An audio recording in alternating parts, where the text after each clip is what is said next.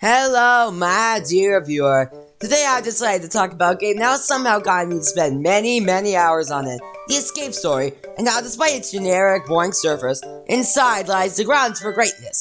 So let's stop wasting our time and open this Pandora's box of wonders. At first glance, Prison Escape Story looks like your average camping game, and yeah, it is. I'll assume you know what a camping game is at this point. However, the first thing you see loading up the game is options. There are many roles to choose from. Unfortunately, almost all of them are locked up behind ridiculously big win numbers. You got your generic camping game protagonist, average Gen Z member, and... uh-oh. Time to get blooded! Kabeen!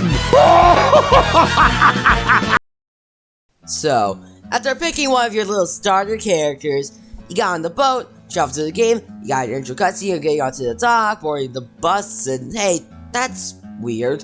A character? Meet the medic, the main antagonist, who in this alternate reality, instead of becoming a mercenary, decided that being a generic 90s secret agent movie villain was the best thing to do with his life. He, spoiler alert, is placing mind control devices on people for his tests, to eventually rule the world. Okay, enough dilly-dallying. Let's get to the prison. After getting a warm introduction from the warden, the game enters an explorable state, allowing you to run around and find stuff. You can get healing items, money that can eventually be used to buy weapons, and other objects for quests. There are 4 quests, 2 utility ones and 2 healing ones. They are pretty basic. Just accept the quest from the guy, get the items, and talk to him again to get a thing. After this, the game spirals into many different branching paths and endings. Unfortunately, I don't have all of them, as I am not a lunatic. So here's a few to get you to understand. You got the raft ending, which has you getting out of the prison and being many tasks, then hopping on a conveniently placed raft to ride to safety. The boat ending has you going into the sewers, pissing on local copy-paste high school bully Buffy, who is mind-controlled, helping some mail lady sort mail, murder guards, and fuel up a ship. The balloon capture, and cave-in endings have you saw through an elevator shaft, raid the underground lab, kick the medic's father's ghost into the sand, and choosing to go either direction. The game has many more endings, but I think I get the gist. Overall, the game seems to be your average camping game. However, this is where things get interesting. Now, the gameplay and explorative nature are really what makes this game tick. Remember that explorable state from the start? Well, it offers some really unique ideas. Most camping games are extremely linear, and don't let you do anything.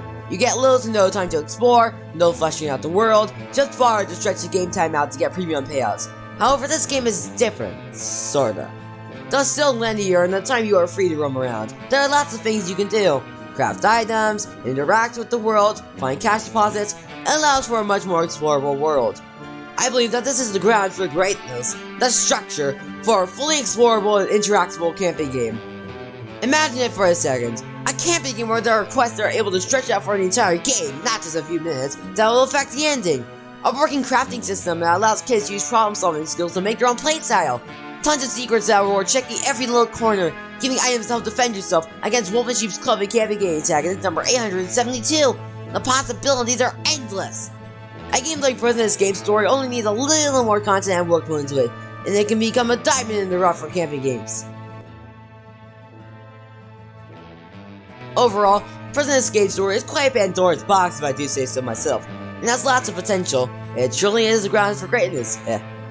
See you next time, my dear viewer, and make sure to subscribe, or else Adrian will send you to the most high security prison, Alcatraz, where you will drop the soap and get right